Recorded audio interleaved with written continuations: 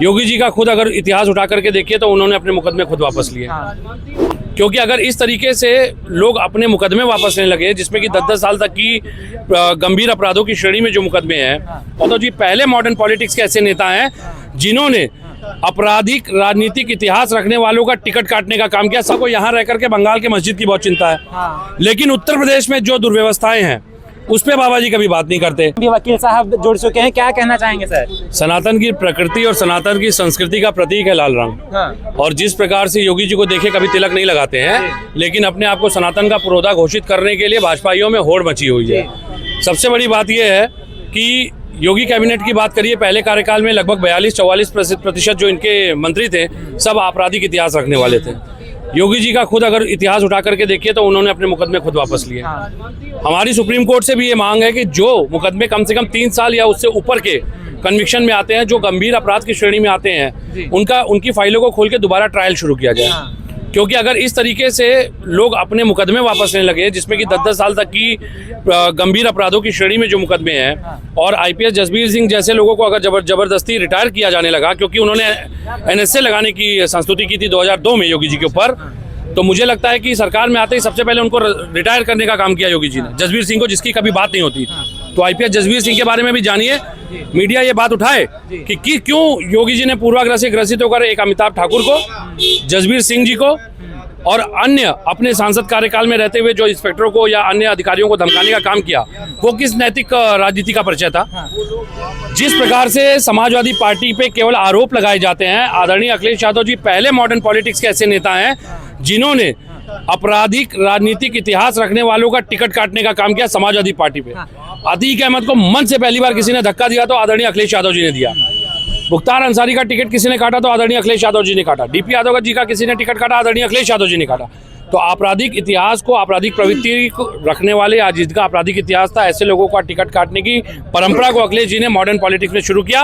वो पहले ऐसे नेता हैं जिन्होंने क्रिमिनलाइजेशन ऑफ पॉलिटिक्स को रोकने का काम किया। लेकिन बाबा जी अपने बुलडोजर की बात करते हैं, लगातार कहते हैं जहां पर भी माफिया होगा बुलडोजर चलेगा, कोई लड़की को छेड़ नहीं सकता, बहू बेटियां सुरक्षित हैं आज हमारी उत्तर प्रदेश में। मऊ का एक प्रकरण आया था जिसमें कि बलात्कार पीड़िता के घर बैठ करके भाजपा के नेता कॉम्प्रोमाइज करने का दबाव बना रहे थे, पीड़िता ने वीडियो बना के वायरल किया। गोरखपुर में एक गैंगरेप का मामला आया था जिसमें कि पीड़िता पे दबाव बनाया जा रहा था। और बाबा जी को जहां तक बुलडोजर की बात है, कोडीन का प्रकरण था, देखिए अभी कुछ दिन पहले ही सपा का बता रहे थे, लेकिन उसकी जाति का उल्लेख न कर पाए सदन में, और आज तक बुलडोजर में कोडीन ही पड़ा हुआ है, बुलडोजर सो रहा है। तो मुझे लगता है कि पैरामीटर अगर सीमित दायरे में होगा तो उस सीमित दायरे में आप स्वयं को प्रश्चित के कटघरे में खड़े कर रहे हैं। दूसरी बात, संवैधानिक पद पे रह के बाबा को यहाँ रह करके बंगाल के मस्जिद की बहुत चिंता है, लेकिन उत्तर प्रदेश में जो दुर्व्यवस्थाएं हैं उस पे बाबा जी कभी बात नहीं करते। आज ही देखिए एक टंकी टूट गई, नवनिर्मित टंकी थी, वो टूट गई। नए टंकी में 60 करोड़ के आसपास का कुछ लागत लगी थी, वो टंकी टूट करके रिसाव हो रहा है पानी का। और बाबा जी के मंत्री को कुछ दिन पहले इसी प्रकरण में रोका गया था, लेकिन कुछ दिन बाद क्या कहा गया कि ये तो लोकतंत्र का परिचय है। अगर लोकतंत्र का परिचय था तो टंकी टूट गई है, अब इसको भी क्या लोकतंत्र का परिचय बताएंगे? मैं तो पूछ रहा हूँ ना। योगी जी कहते हैं यूपी में 9 दंगा सब चंगा सी। देखिए, योगी जी वास्तव में पहले तय कर ले मुख्यमंत्री हैं कि मटके हैं, क्योंकि ये जो शेरो शायरी नुक्ते हैं ये तो दोनों ही नहीं करते। अगर योगी जी आदरणीय हमारे मठ से जो संचालित करते हैं और जिस प्रकार से सनातन के पुरोधा हैं, तो या तो वो शास्त्र वचन की बात किया करें, या तो शास्त्रोक्त वेदोक्त मंत्रोक्त, और या तो उसके व्याख्यानों की, उपनयनों की बात किया करें। लेकिन अगर योगी जी नुक्ता या शायरी या इस तरह के पंचतंत्र की कहानियां सुनाएंगे तो मुझे लगता है इसको समय काटना कहते हैं। क्योंकि आज भी सरकार जो योजनाएं चला रही है, समाजवादी पार्टी की योजनाओं को ही नाम बदल करके संचालित करने का काम कर रही है। वकील साहब, एक आखिरी सवाल आपसे ये रहेगा कि यूपी में ठाकुरवाद का आरोप योगी जी के ऊपर बहुत सारे लग रहे हैं विपक्ष की तरफ से, उस पर क्या कहेंगे? नहीं, यूपी में ठाकुरवाद का आरोप योगी जी पे भले लग रहा होगा, लेकिन वास्तविकता ये है कि जो ठाकुरों में या बहुत से जो बुद्धिजीवी ठाकुर हैं, जो या तो सत्य को जानते हैं, जो सत्य के न्याय को पहचानते हैं, उनको इस अपमान को झेलना पड़ रहा है योगी जी की कार्यप्रणाली के कारण। ऐसा नहीं है कि उत्तर प्रदेश का संपूर्ण क्षत्रिय समाज केवल योगी जी को प्रमुख मानता है। अगर ऐसा होता तो अन्य दलों में क्षत्रिय समाज के लोग नहीं होते, पहली बात। दूसरी बात, अगर योगी जी को शंकराचार्य के मसले पे देख लीजिए, जिस प्रकार वो शंकराचार्य के भारत की सनातन की परंपरा पे लगातार सवाल उठा रहे हैं, योगी जी को ये भी बात समझनी चाहिए कि पूरा भारत का सनातन केवल योगी जी को अपना श्रेष्ठ पुरोधा नहीं मानता। शंकराचार्य जी के अनुयायी भी करोड़ों में हैं, अंतर्राष्ट्रीय स्तर पे उनकी ख्याति है।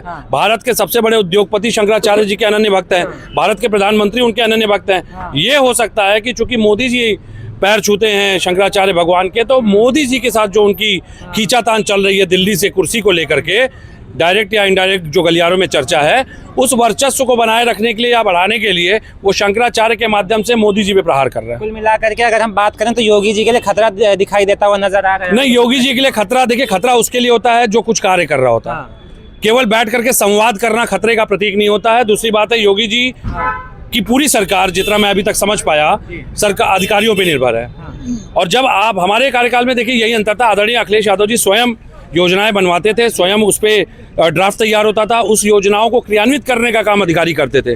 यहाँ इस पैरामीटर का उल्टा है, यहाँ पे अधिकारी क्रियान्वित करते हैं, ड्राफ्ट करते हैं, योगी जी केवल बैठ करके एक समीक्षा बैठक करते हैं, उसके बाद टी पार्टी हो जाती है। अखिलेश यादव कहते हैं हमने सब काम तो किया था, बस प्रचार करना हमसे रह गया था, प्रचार की भूल कर दिए थे, वरना आज हमारा भी वो बड़ा नाम हुआ करता। हमने तमाम सारे काम किए लेकिन हम गिनवाए नहीं थे अपनी सरकार। नहीं, देखिए ये पूर्व सरकारों का एक, हमारे समय में सूचना का बजट 100 करोड़ के आसपास था, वो आज योगी सरकार में 580 करोड़ के आसपास है। और सबसे बड़ी बात है कि हमको धक्का मार करके चलने की आदत नहीं थी अपनी सरकार में।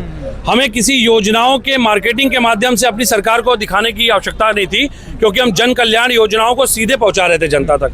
आज उन्हीं योजनाओं का नाम बदल करके केवल और केवल 2 इंजन और अन्य डब्बे जोड़ दिए गए हैं, पुराने इंजन पे नया पेंट लगा दिया गया है और सरकार को संचालन करने का प्रयास किया जा रहा है। वास्तविकता ये है कि योगी जी पहले इस बात को स्पष्ट कर देते कि सरकार इतना अच्छा काम कर रही है, तो पूर्व बजट का 50% भी उत्तर प्रदेश पे खर्च क्यों नहीं हुआ।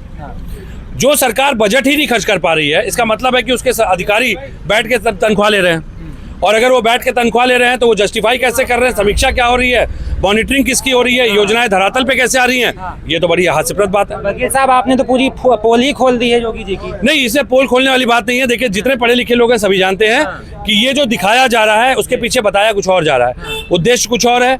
यहाँ बैठ करके दिल्ली पे बाण चलाने का प्रयास जो है, ये वास्तविकता ये है कि इनकी आपसी भीतरघात की जो लड़ाई है उसमें प्रदेश की जनता का, युवा का केवल और केवल नुकसान हो रहा है। ये सरकार आई थी हिंदुओं के नाम पे, वास्तविकता ये है कि इन्होंने सबसे ज्यादा फर्जी एफआईआर हिंदुओं पे की है, सबसे ज्यादा फर्जी कार्रवाई हिंदुओं पे की है। अगर योगी जी के कार्यकाल में एफआईआर की संख्या देख लीजिए, जो छात्र फीस वृद्धि, फीस माफी के लिए लड़ रहे थे, जो छात्र सीटों को लेकर लड़ रहे थे, जो रोजगार के लिए लड़ रहे थे, जो नियुक्तियों के लिए धरना कर रहे थे, उन पर तक लाठियां चली।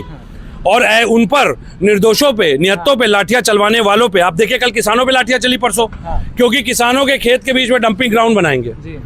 किसानों को अब डंपिंग ग्राउंड के बीच में रहना पड़ेगा, खेती करनी पड़ेगी। अगर किसान उसका विरोध कर रहा है तो उनको लाठियों से पीटा जा रहा है। तो सबसे बड़ी बात है कि योगी जी इस बात को स्पष्ट करें, पुलिस एक्ट में लाठी का प्रावधान का है। वास्तविकता यह है कि इस देश का दुर्भाग्य है कि जिन्हें कानून बनाना है वो कानून कम बनाते हैं, वो बैठ करके मस्करी में ज्यादा समय काटते हैं। विधायकों की जिम्मेदारी है, सरकार की जिम्मेदारी है, अगर इस देश में कानून बनाने वाले कानून के पहले परिभाषा को समझ लेते हैं तो मुझे लगता है इस देश की स्थिति कुछ और होती है। आपका बहुत बहुत शुक्रिया। तो अभी हम समाजवादी पार्टी कार्यालय के ठीक बाहर थे, तमाम सारे लोगों से बातचीत हुई और ये वकील साहब हमारे साथ ही में आ गए, इनसे भी बातचीत हुई है 27 के चुनाव को लेकर के और योगी जी के ऊपर जिस तरीके से इन्होंने निशाना साधा। वैसे दोस्तों, आप 27 के चुनाव को लेकर के क्या सोचते हैं, अपनी राय कमेंट बॉक्स में दीजिएगा। इस वीडियो में इतना ही, नमस्कार।